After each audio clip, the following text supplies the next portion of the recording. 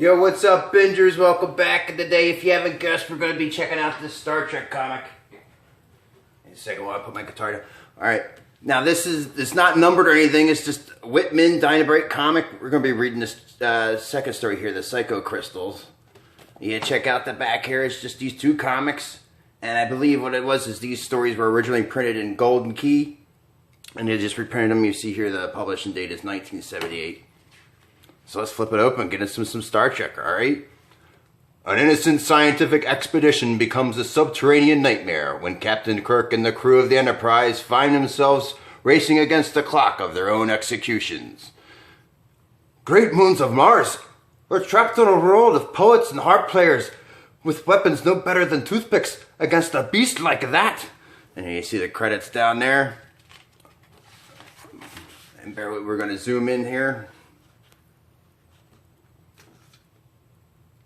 Captain's log, stardate 19274. En routine, mineral and biological survey of Space Sector 179, Subsector 223C. And radio spectral analysis shows planet Alpha 23C to be low in base metals, but high in some of the rare minerals useful in our technology. Oh, come on, man. Would you mind translating that stuff for us common folk? I mean, there are indications of complicated crystals which might prove particularly valuable in both research and industry. There, that's better. See, you can speak the language when you try, Mr. Spock. Might as well start our topographical survey right now. I want Scotty and you with me, Bones. Right, Captain. Looks like you get to mind the story again, Mr. Spock. Then, as they prepare to beam down to the unknown world, there are no life forms as we know them, but caution is always most logical. We won't invite trouble, Mr. Spock, but thanks for your concern. 1 second later, on the barren space body, Hootman, I'm that woozy, headache, nausea. Never felt like that before. You're right, Scotty. Gotta inspect the transporter when we get back. Or one of these trips, I'm gonna wind up wearing a nose for a kneecap. See that you do, Scotty. I don't relish the idea of being scrambled by a malfunctioning transporter. Since the air is breathable, how come the place is barren of life, Captain? It takes more than oxygen to support life. Carbon, nitrogen, and so forth. Alright, Scotty's like a spaceship engineer. Like, I figure you would know basic biology and all that stuff, but whatever, okay. Alright, hang close together and keep alert. Cautiously, they make their way across the inhospitable landscape until... We'll split here for the moment. You're the best rock eater, Scotty, so you climb the plateau. Bones, you take the left path around the plateau, and I'll take the right. We'll all meet on the other side. Alright, Captain. Good luck to us all. Oh, right back here, he said, let's all keep together. And now he's like, all right, now let's all split up. Let's make up your mind. You're not the best rock eater, Scotty, so you climb the plateau. Sometimes I wish I didn't have that much goat in me. Well, you look at them beauties. Worth the trip in themselves. I know a little lady on Jupiter Colony 5 who'd love a necklace of them. I'll chop a sample for the survey and a handful of glitter from this Jupiter 5. Before it was bling, it was glitter. But before Scotty can bring the pick down, bzzz, great moons of Mars, that thing fired at me. Slowly, Scotty moves closer. I can see something. Something like a picture on this facet. Blurry, but beginning to clear. It's a picture, it's a Scottish Highlander. But how? On this life-forsaken planet. Then, as the image clears, great stars, it's me. That's one too many it's. What are we part of me anyway? The part of that wants to ride off on my horse in all directions. Scotty the hero, huh? It's blurring up again. What the deuce does it mean? What the deuce? It fair gives me the willies. Then, only half thinking, Scotty moves around to the next giant facet. There's a picture from it on this one too. It's me again. Or something like me. As a youngster. yet not quite. I'm sure deathly scared of something. It's some kind of giant bird, like a great eagle or a condor. It's not a bird, it's a witch. A real childhood fear. It's not me as a kid I'm seeing. It's the part of me that never grew up, that still twitches at things that go bump in the night. Astounded, even a bit frightened, Scotty moves almost hypnotically on. And that's the dark side of us all. The part of me I don't even trust myself. Like one of those 20th century agent fellows. The magnet of self-revelation draws him on from facet to facet. Me is a carefree chump. A devil. A fool. The flashes of insight whiz past him in staggering brilliance until... Bzai! Meanwhile, fascinating looking. Might be one of those sophisticated minerals Spock suspected was here. I'll chip some. Aye! Scotty in trouble.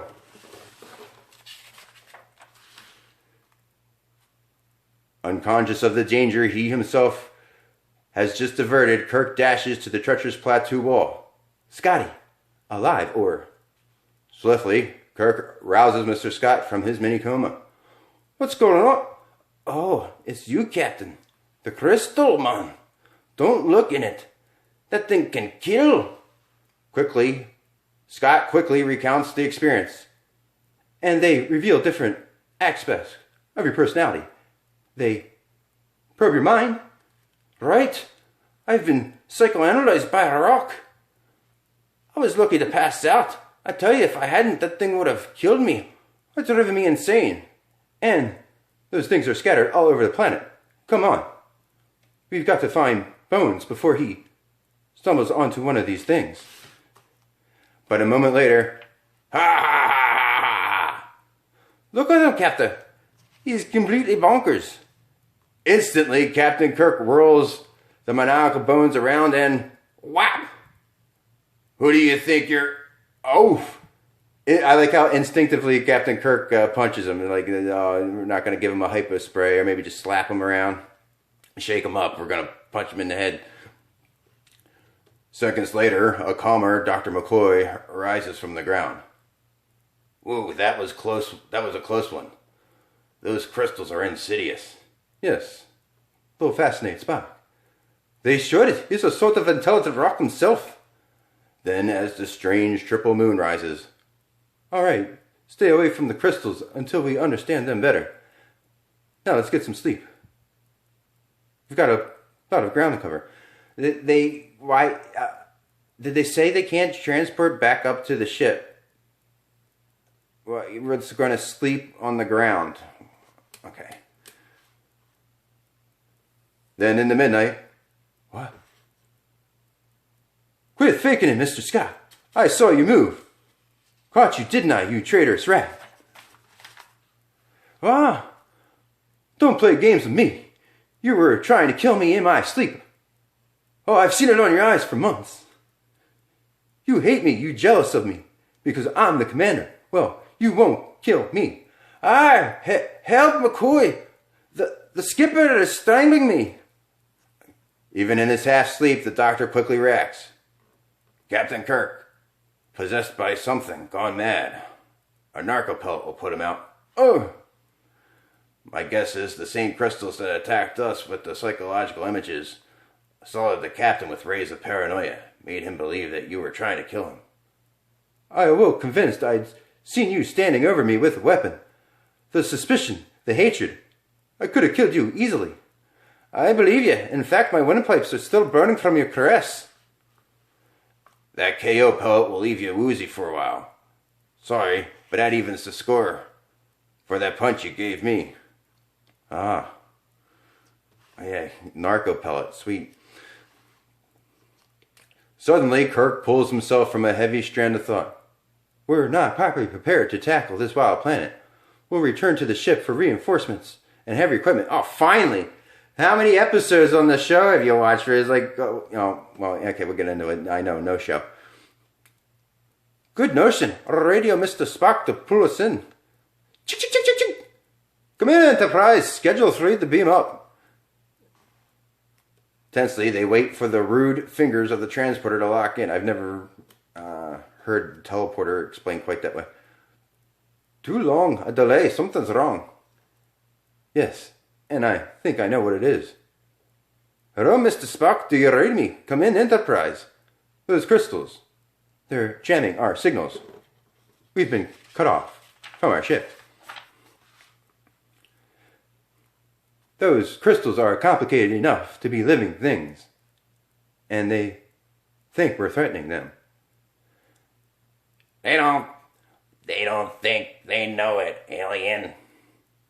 The voice approaching them has a soft, rasping, almost mechanical quality.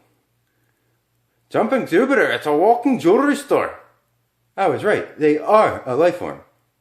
He's not too friendly looking, nor is that toothpick he's carrying. Well, he's not going to get the first shot on me. Yeez. He can fire energy from himself, the way those crystals can. Who are you? What do you want? I am called Izor. The rest of you will learn in time. You treat us like prisoners. Why? We come in peace. I don't know why you come and what you are. You are like the others who come. Kidnappers. Kidnappers, is it? The crystals must be cracked. We've come to harm no one. You say this when you yourself tried to kill a young one with your pick. The three space explorers stand riveted in shock, and Kirk's whispering voice is the first to break the silence. Those things, those are an unborn form of Izor's people. The crystals are their babies. You don't have to point that pig sticker at me, man. Your burner is persuasive enough. By the by, how do you do that? Produce that ray. By concentrating light very finely.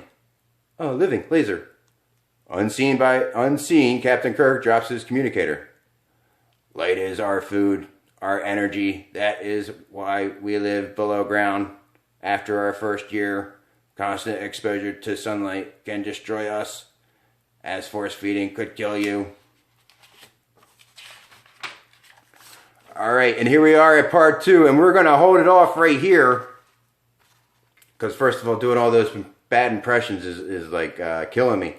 But we're getting a little long here in the video.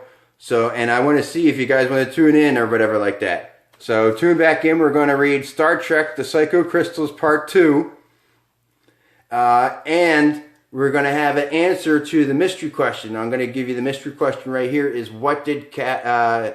Spock find in the toilet of the Starship Enterprise? Alright, so come back next time to hear the answer. I'll give you a hint.